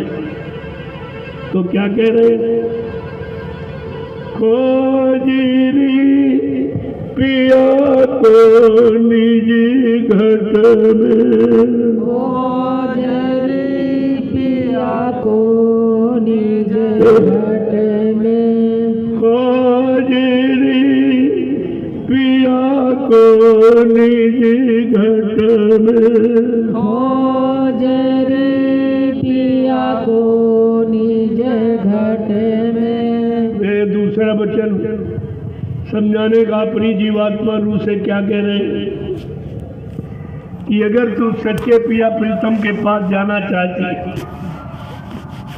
तो उसकी खोज कर। किसकी? जो पिया के मिल के आए और प्रीतम के पास आए और प्रीतम के पास पहुंचा देंगे। क्या कह रहे हैं,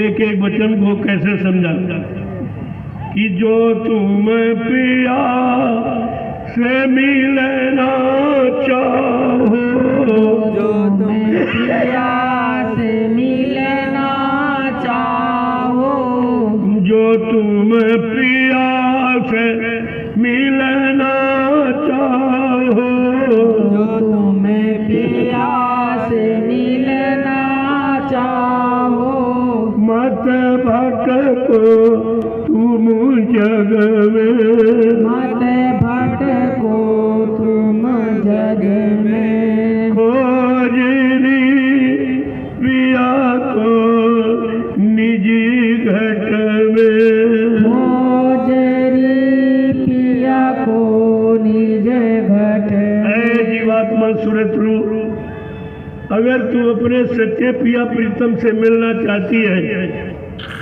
तो उससे मिलने का रास्ता मनुष्य शरीर के अंदर से, जहां तू बैठी है वहीं से रास्ता ऊपर की तरफ जाता तेरे पिया प्रीतम से मिलने का। अगर तू कहीं भटक गई काल माया के देश में, भोगों में अगर फंस गई तो अपने देश नहीं पहुंच पाएगी। क्या कह रहे हैं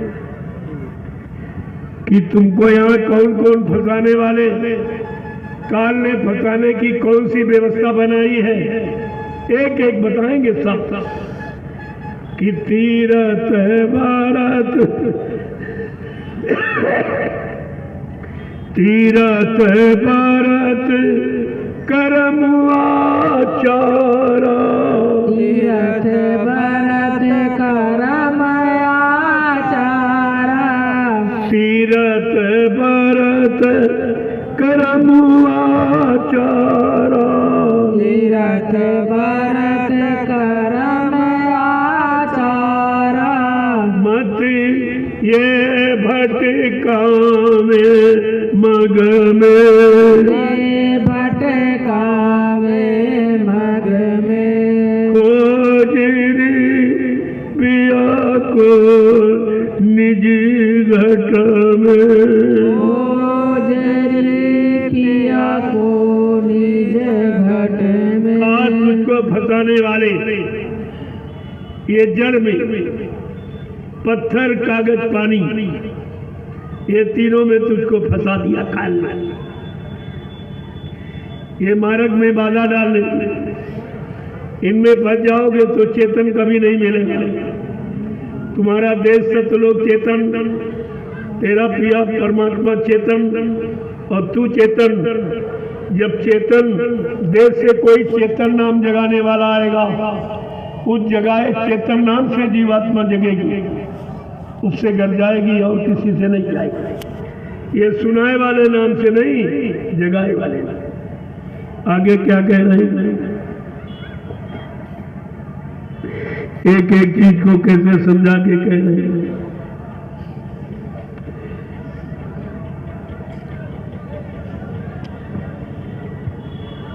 महापुरुषों ने कोई चीज छोड़ी नहीं, एक एक चीज को सब समझा के।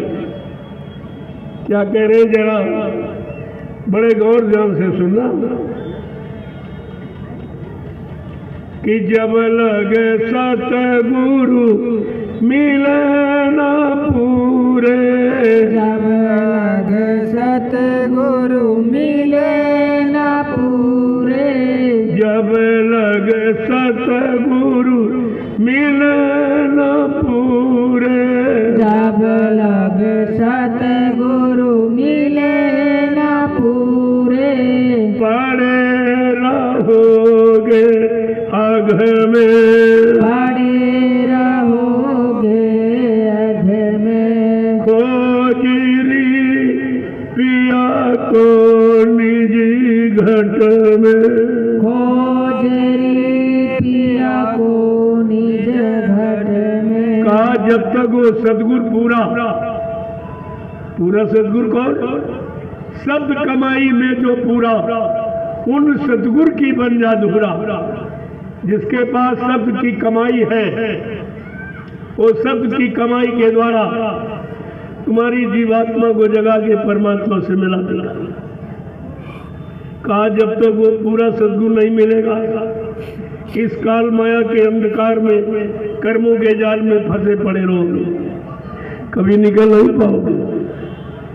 और वो सदगुरु दाता दयालु देंगे क्या, कि नाम सुधारस कभी न पाओ, नाम सुधारस कभी न पाओ, नाम सुधारस कभी न पाओ, नाम सुधारस कभी न पाओ।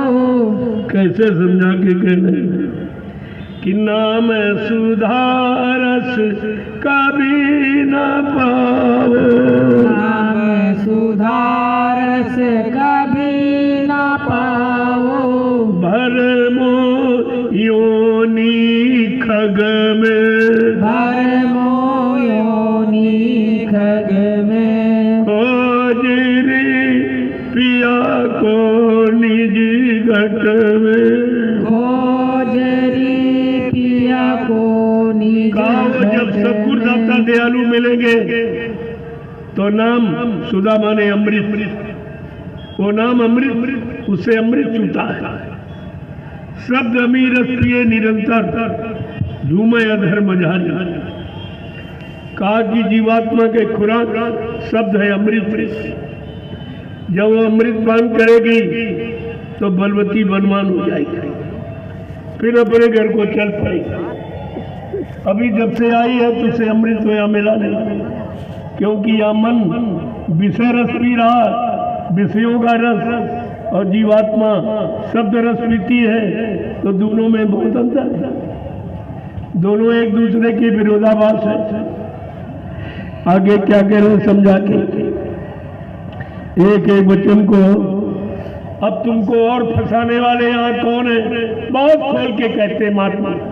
संत महात्मा सत्य कहने में डरते नहीं, खोल के कह रहे हैं कि पंडित काजी बेक सेख सबू, पंडित काजी बेक सेख सबू, पंडित काजी बेक सेख सबू, पंडित काजी बेक सेख सबू, अटकी रहे हैं डग डग में, अटकी रहे हैं डग डग में, खोजरी पिया को निजी घट में, खोजरी पिया को निज घट।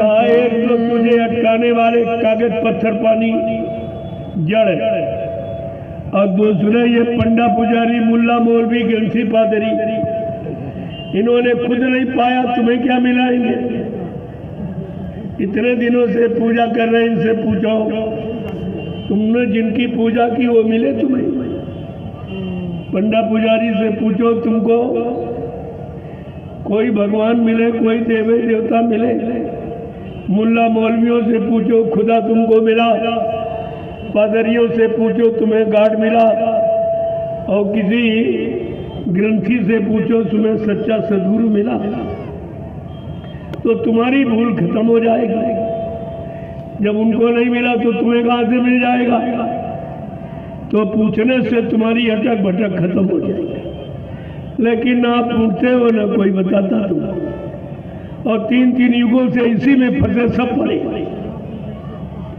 कहा पंडित काजी भेक शेख साहब अटक रहे डगडग में। ये मतलब पंडित है, ये मुल्ला पुजारी है, और ये मुल्ला मौलवी और ग्रंथी और पादरी, ये सब अटके भटके पड़े हुए। न इनको मिला परमात्मा खुदा गाड, न तुमको मिला सकती। तुम्हारा काम इनसे नहीं होगा। उसी को समझा के बता रहे हैं कि जिनसे तुम जुड़े हो, जिनसे उम्मीद करते हो, जब उन्हीं को नहीं मिला तो तुम्हें कहां से मिला देंगे? आगे कह रहे हैं कीन के संग पिया नहीं मिलना, इनके संग पिया नहीं मिलना, इनके संग पिया नहीं मिलना, इनके संग पिया नहीं मिलना, पिया मिले काऊ साध समग में, पिया मिले कहु साध समग में, खोजीरी पिया को निजी घट में, खोजरी पिया को निज घट में। बिल्कुल साफ साफ बयान कर रहे हैं। ये पंडा पुजारी मुल्ला मौलवी, ये ग्रंथी पादरी, इनको जब नहीं मिला भगवान खुदा गाड तो तुम्हें कहां से मिला देंगे? इसलिए इनके संग है जीवात्मा शत्रु, तेरा सच्चा पिया प्रीतम इनके साथ नहीं मिलेगा। क्यों? ये तो भूल विषय वास में, ये तो भूले विषय वास में, ये तो भूल विषय वास में, ये तो भूले विषय वास में, भरम धसे इनकी रग रग में, भरम धसे इनकी रग रग में। ये पंडित पंडा पुजारी, ये मुल्ला मौलवी ग्रंथी पादरी, ये सब विषय वासनाओं के शिकार हुआ। सब विषयों में काल माया के सामान, जो विष के समान विषैले फंसाने वाले, जिसको लग जाए उसे चौपट कर दे, उसे जिंदा ही मार देते। ये ऐसे हैं, तुमको पनपने नहीं देंगे, तब लूट लेंगे साथ साथ। क्या कह रहे हैं? एक एक वचन कैसे समझा के कह रहे हैं कि ये तो सब विषय वासनाओं में भूले पड़ते, विषय वासनाओं में फंसे। ये तुमको उसे भगवान परमात्मा खुदा गाड से कैसे मिलाएंगे?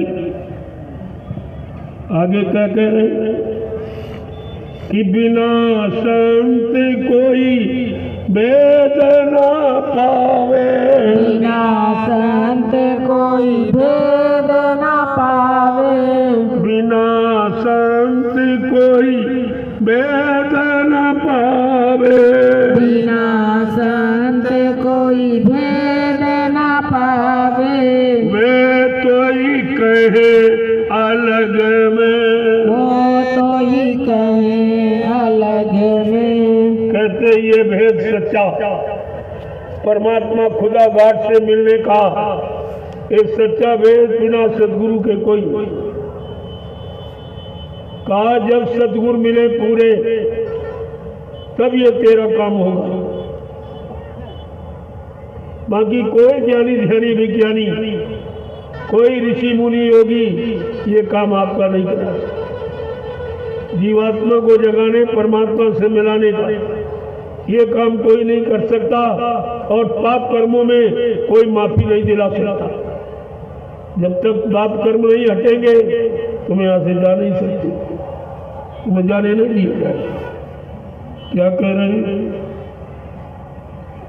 कि जब लगे संत मिले नहीं तुमको, जब लगे संत मिले नहीं तुमको, जब लगे संत मिले नहीं तुमको, जब लगे संत मिले नहीं तुमको, पड़े रहोगे अघ में, पड़े रहोगे अघ में। कहते जब तक संत माने दाढ़ी वाल, लाल पीला कपड़ा ये नहीं है। संत जिसने काम क्रोध लोभ मोह अहंकार का अंत कर दिया हो उसे संत। जो इस अंत देश काल माया के देश से, और वो अंत देश उधर जीवात्मा वाला अंत से अंत को न पहुंचा दे, वो संत नहीं कहते। ये संत की परिभाषा है। जो काल माया के अंत देश से और जीवात्मा के अंत सत्य देश पहुंचाए उसको संत कहते हैं। कितना समझा के खोल के कह रहे हैं, क्योंकि इन लोगों ने फंसा के रखा जीवों को, और आज भी फंसे पड़े बेचारे जीव। क्या कह रहे हैं कि सतगुरु पूरे, कि सतगुरु शरण गहो प्यारे, सतगुरु शरण गहो अब प्यारे, सतगुरु शरण गहो अब प्यारे, सतगुरु शरण गहो अब प्यारे।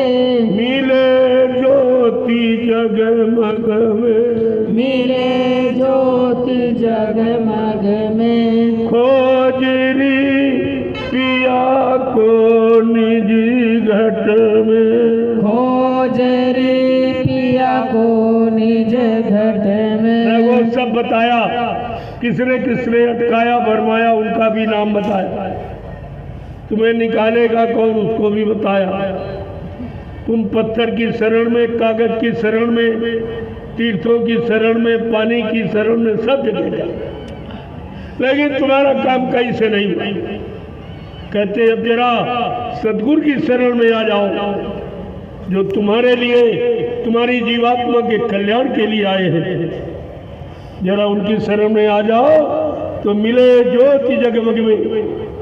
ये जीवात्मा ज्योत स्वरूप ये अपने अखंड यानी प्रकाश में चेतन देश में पहुंच जाएगी, जहाँ प्रकाश ही प्रकाश है।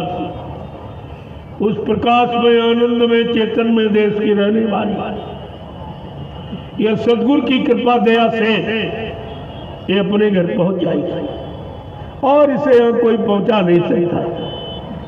जब ये वचन सुन लोगे तुम्हारा भ्रम दूर हो जाएगा कि अन्यत्र जाने की तुम्हारी इच्छा नहीं होगी, क्योंकि बता दिया गया ये काम कहीं नहीं, ये काम कोई नहीं कर सकता। बने तो सतगुरु से बने, बिगड़े तो भरपूर। ऐ जीवात्मा सुर तो रूहो, जब कभी तुम्हारी बनेगी तो वक्ते मुर्शिद समय के सतगुरु से बनेगी, नहीं तो बिगड़ जाएगी। कितना खोल के कहा फिर भी तुम्हारी समझ में नहीं आई, फिर भी तुम समय के सतगुरु को पहचानते ही नहीं, तुम्हारे पास उनकी पहचान नहीं। वो तो बहुत कलाओं में, जब हनुमान लंका गए, एक राम का छोटा सा प्रचारक दूत राम ने भेजा के जाओ हनुमान लंका में शाकाहार का प्रचार, धर्म का प्रचार, माँ बहन बेटी बहू का प्रचार करके आओ,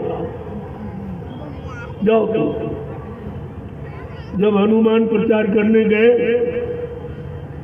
तो उन्होंने 3 रूप बना लिए। तीन रूप, सूक्ष्म रूप धर सियहि दिखावा, विकट रूप धर लंक जरावा, और भीम रूप धर असुर संहारे, और रामचंद्र के कास समारे। ये तीन रूप धारण करते। अरे काल के छोटे से दूत ने तीन रूप धारण के काम करने के, तो अनामी महाप्रभु के शिष्य प्रचारक अरे कौन सा रूप नहीं धारण कर सकते और अपने मालिक का काम करके दिखाएंगे।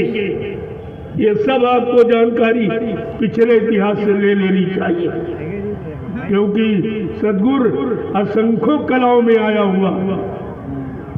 राम तो 16 कला, कृष्ण 64 कला, लेकिन अनामी महाप्रभु कलयुग में असंख्यों कलाओं से आए। कैसे तुम पहचानोगे उनकी शक्तियों को, कैसे पहचानोगे? और वो उसी के रूप तद्रूप होते, वो उनसे अलग नहीं होते, उन्हीं के रूप तद्रूप होते, और वही उनका काम करेंगे जो उनके, दूसरा तो करेगा नहीं काम। ये सब जानकारी आपको रखनी चाहिए, लेकिन आप भूल गए।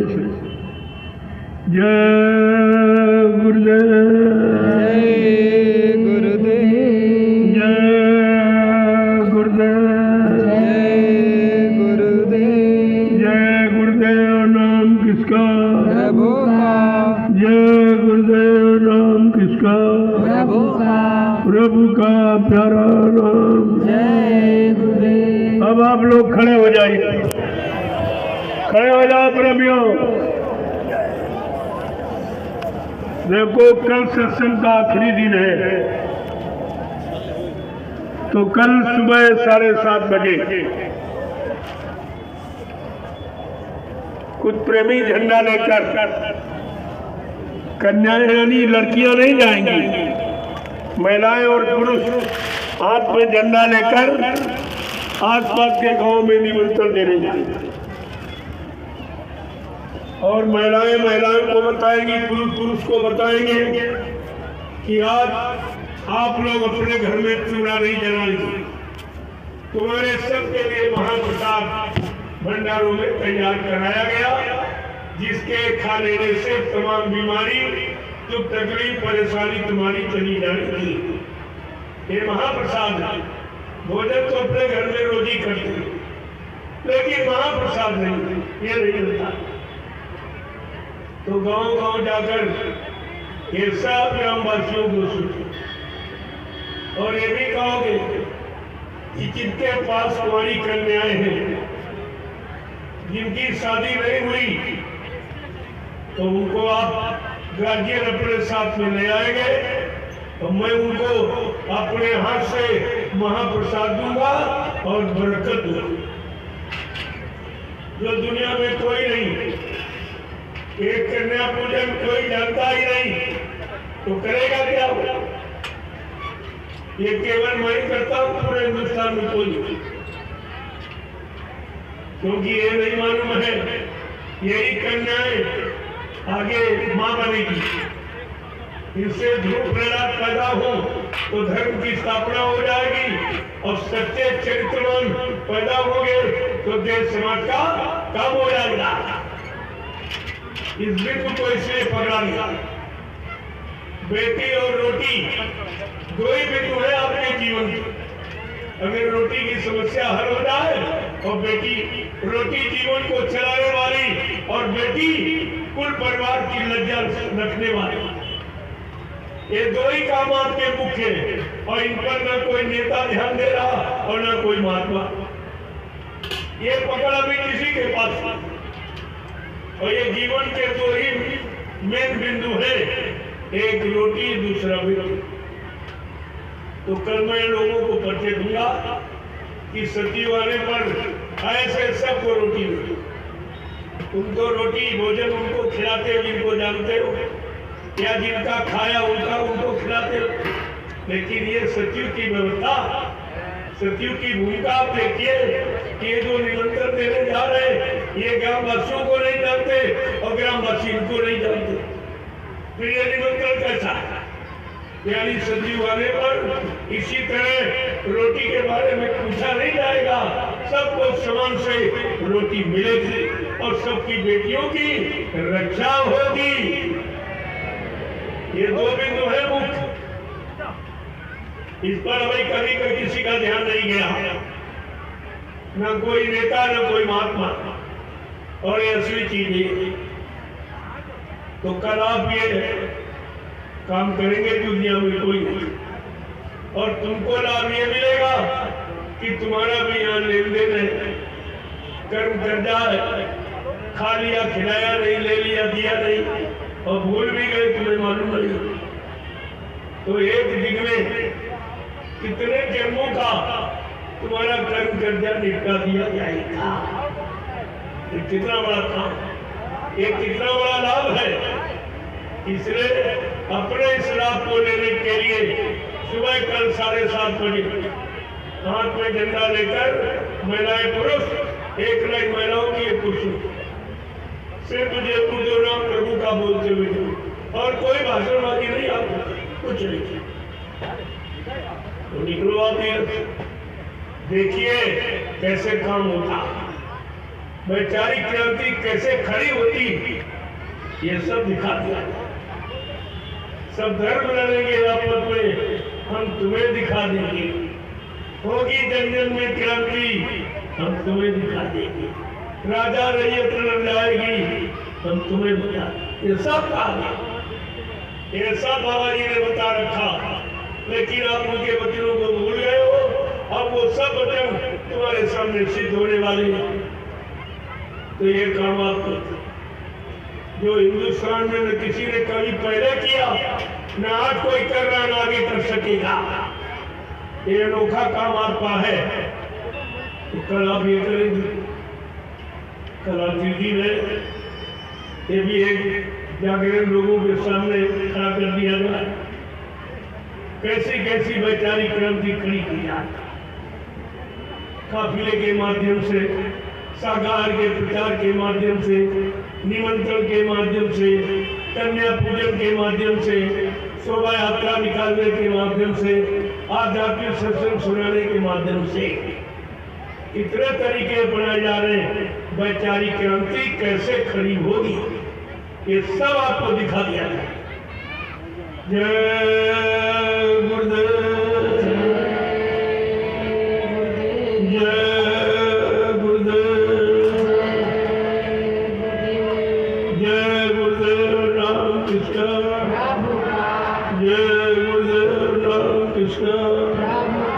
प्रभु का प्यारा जोर से बोलो, सब मिल बोलो, बोलना होगा, अभी से बोलो, सब दर्द हरेंगे, सब कष्ट मिटेंगे, सब शांति मिलेंगे, सबके दाता, सबके मालिक, प्रेम से बोले, ये नाम नहीं इंसान का, ये काम नहीं इंसान का। इस बात को गांठ में बांध दीजिए। अब ये कोई काम इंसानों के बस का नहीं। 70 साल की आजादी इंसानों के काम का परिचय दे दी, और ये महात्माओं के प्रवचन, ये भी आपको परिचय दे दिए। कुछ नहीं हुआ, न प्रवचनों से धर्म रह पाया, न राजनीति से लोगों को सुख शांति मिल पाई। ये राजनीति धर्मनीति दोनों समाप्त हो गई। इसलिए अब वैचारिक क्रांति की आवश्यकता, वैचारिक क्रांति खड़ी की जा रही है सारे हिंदुस्तान में। आप इसको देखिए और समझिए, सब धीरे धीरे तुम्हारी समझ में आ जाएगा। और ये सद्गुरु दाता दयालु के अनमोल वचन, ये सब तुम्हारे सामने सिद्ध कर दिए जाएंगे। तो 10 जुलाई 1952 से और 2012 आपको सुनाया, ये सब सिद्ध हो जाए। जय गुरुदेव। अब आप लोग लाइन से खड़े हो जाओ। ये प्रसाद जरूर ले, ये कहीं नहीं मिलेगा, हिंदुस्तान में कहीं चलेगा, क्योंकि प्रसाद कोई बना नहीं सकता। प्रसाद खरीदा नहीं जाता, बनाया जाता। जब कोई बना नहीं पा रहा तो खरीदने का प्रचार कर दिया कि प्रसाद लेके आओ, प्रसाद लेके आओ। अगर वो प्रसाद जहाँ से खरीदते हो तो मानो मान बेचारे हो जाते हैं। उनको भी बेचने की क्या जरूरत थी? प्रसाद कहीं बेचा जाता, न बेचा जाता न खरीदा जाता, प्रसाद बांटा जाता, प्रसाद बांटा जाता। आज सारे हिंदुस्तान में अनोखा काम हो रहा है, प्रसाद वितरण। अभी सत्संग समाप्त हो अभी जाता मैंने जय गुरुदेव आध्यात्मिक साउंड जन जागरण शाकाहारी काफिला लेके मैं निकला और 3 प्रांतों में भ्रमण किया। शाकाहारी बनने की प्रार्थना की गई। बीमारी से बचाने के लिए शाकाहार अनिवार्य है। बिना शाकाहार के कोई भी देश को, समाज को बचा नहीं सकता, बीमारियों से मुक्त नहीं कर सकता, लड़ाई जगह माँ कालिका को बंद नहीं करा सकता और दुर्घटनाओं को, अकाल मौत को रोक नहीं सकता। ये सब बातें आप नोट करके रखो। ये कोई नहीं कह रहा, न किसी मंदिर मस्जिद से आवाज आ रही, न किसी तीरथ से आ रही, न कोई नेता से, न कोई महात्मा से। ये आवाज कोई नहीं लगा रहा। जिसकी जरूरत है तो आप लोग प्रसाद ले लीजिए। और कल का ये विशेष समय है, देखिए आप इसको, जो हिंदुस्तान में कोई नहीं कर रहा। ये निमंत्रण और कन्या पूजन, ये दोनों काम बिल्कुल अनोखे, दुखी विलक्षण है, जिनके बारे में किसी को जानकारी ही नहीं।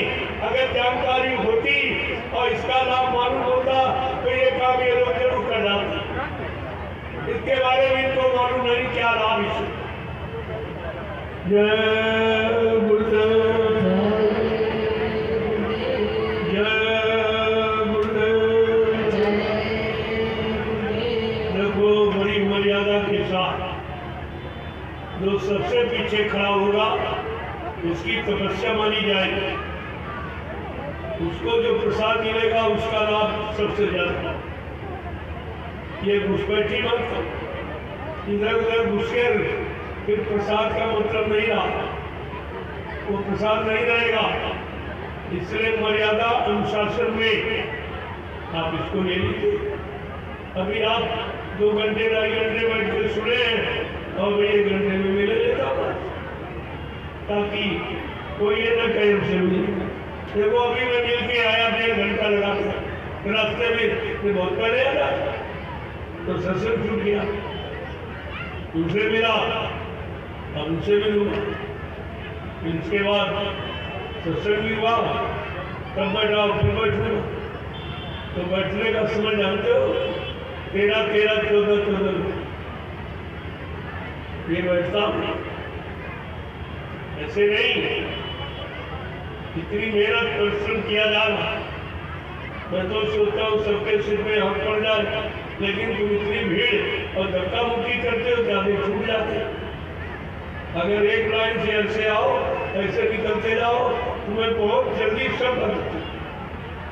लेकिन ये मानते नहीं, तो हुड़दंग मचाने वाले हैं, ये अनुशासन में रहने वाले हैं। नहीं तो ये तो बेलगाम रहे वैसा आवाज नहीं हुई तो इसीलिए इनको मिलने वाला लाभ भी छूट जाता है। नहीं, सिक्के सिर में आम पड़ता तो सबको लाभ मिल जाता है। वैसे प्रयास मैं पूरा करता हूँ, चलो भाई सबके सिर में आम पड़ जाए तो इनको विश्वास हो जाए। जय गुरुदेव। सतयुग को लाएंगे, कलयुग को कौन भगाएंगे। विश्व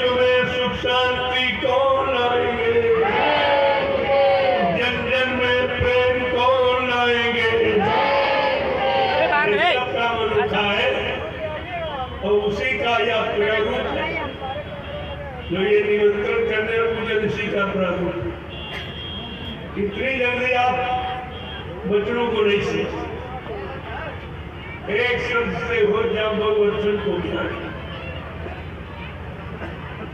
तो एक शब्द से तमाम जानकारी होती, उसको सिरे संस्कार कहते हैं। इतनी जानकारी, कितना लाभ, एक तीर से हजारों निशाने हैं। ये शाकाहारी एक तीर है, इससे हजारों निशाने, हजारों लाभ लोगों को मिल जाएगा। जैसे इसको समझ लेंगे, शाकाहार को अपना लेंगे, ये सब लाभ इनके पास आकर खड़ा, तब लाभ और कोई युक्ति से लाभ होने वाला नहीं है। बाबा जी ने पहले इशारा कर दिया था, जोर लगा ले रहने जमाने, तू कब तक जोर लगाएगा? जग में जय गुरुदेव का झंडा लहर लहर लहराएगा। ये महापुरुष का ज्योति इशारा है, सारे विश्व को चैलेंज है कि कोई झंडा अब ये काम मानवता इंसानियत कर नहीं करेगा। इन झंडों में स्वार्थ बखेड़ा, इन झंडों में पद की लोलुपता है, अपने निजी स्वार्थ लाभ की यानी भावना है, लिहाजा ये झंडा सार्वजनिक लाभ नहीं दे सकते। इसलिए बाबा जी ने कहा, अभी महात्मा समझा रहे, सब तरह से मना रहे हैं, अगर तुमने उनके वचनों को न माना और न विश्वास किया तो पीछे कुदरत खड़ी है, अपने एक डंडे लपड़ थप्पड़ में 20 का करोड़ का वारण अरब सेकेंडों में कर देगी। और कहा, ये जितने जिम्मेदार लोग काले नीले पीले हरे लाल झंडे लिए घूम रहे, ये अपने बड़े झंडों को फेंक कर अगर तुम्हारे जय गुरुदेव प्रभु नाम के झंडे के नीचे अगर ना जाए तो इस बाबा को बाबा मत कहना। प्रेमियों, कितनी बड़ी सच्चाई चैलेंज है, लोगों को समझना है। इस तरह कोई कह नहीं सकता, इतना बड़ा जनसैलाब कोई जंगल में इकट्ठा नहीं कर सकता, चाहे वो प्रधानमंत्री हो, राष्ट्रपति, मुख्यमंत्री क्यों ना हो। ये जनसैलाब कोई इकट्ठा नहीं कर सकता। ये निस्वार्थ अपना किराया भाड़ा खर्च करके, अपना समय घरगृहस्थी परिवार से निकाल कर जंगल में आए हो। क्या कोई महात्मा इतने लोगों को परवचन सुना के इकट्ठा कर सकता? ये काम किसी के बस का नहीं है। मैं ये तुम्हारे सामने प्रमाण प्रस्तुत हूं। अब सब लोगों को इससे समझ लेना चाहिए कि अब काम किसी के बस का नहीं, इनको हथियार डाल देना चाहिए। ये राजनीति नेताओं को अब हथियार स्वेच्छा से डाल देना चाहिए राजनीति का कि तुम्हारे बस की नहीं रही, तुम्हारे में कोई नीति नहीं है, तुम्हारे में कोई श्रद्धा सेवा भाव नहीं, तुम्हारे अंदर कोई परमात्मा की यानी जानकारी नहीं, तुम्हारे अंदर मां बहन बेटी की पहचान नहीं, तो तुम कर ही क्या सकती हो? इसलिए इनको हथियार डाल देना।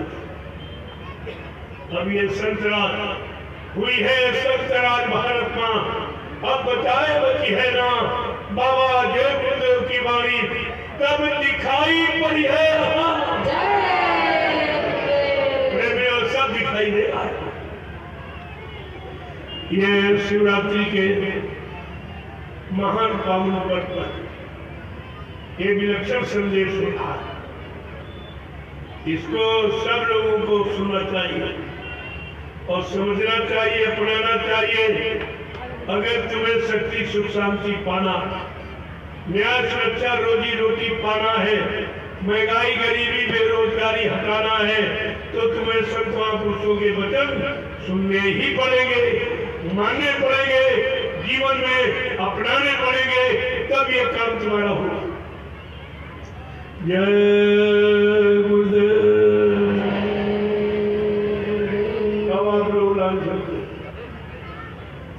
वो कल आखिरी दिन कन्या पूजन से समय मिलेगा तो मंच पर आऊंगा। देर हो सकती है लेकिन मंच पर आऊंगा।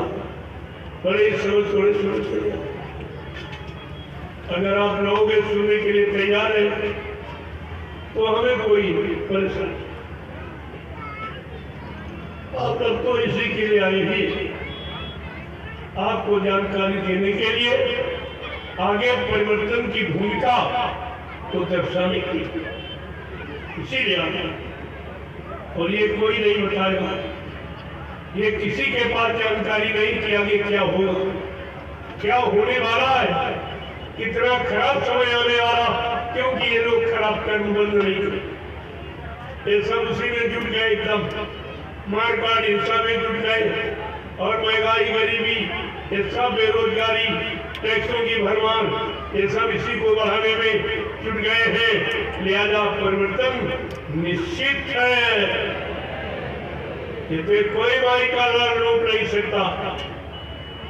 जय गुरुदेव। अब आप लोग लाइन से खड़े हो जाओ, मैं आप सबका दर्शन करूंगा, आप सबको प्रणाम करूंगा।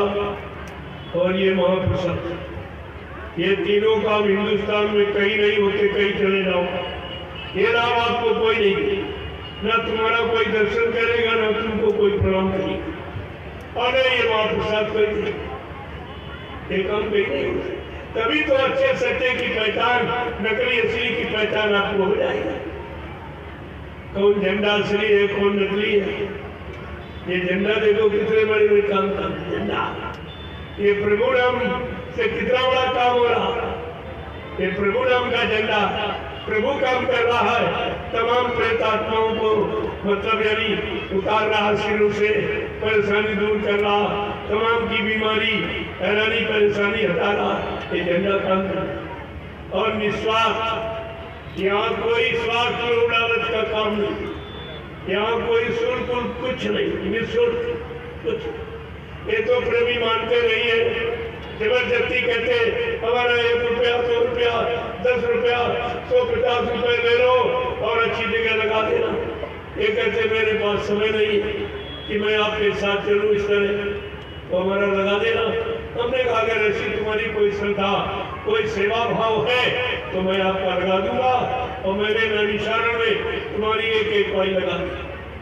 चल के देख लीजिए कितनी जल्दी 1 साल के अंदर ये नए आश्रम का निर्माण हो गया। ये गुरुदेव आध्यात्मिक ज्ञान आश्रम, ये मतलब यानी रामशाला और मिश्रित उत्तर प्रदेश से था। और पहला वो सदगुरु धाम, ये गुरुदेव आध्यात्मिक यानी गुरुद्वारा और आश्रम सदगुरु धाम, वहां पर एक तैयार हुई, जहाँ वहां भी प्रेमी रह रहे, यहाँ भी प्रेमी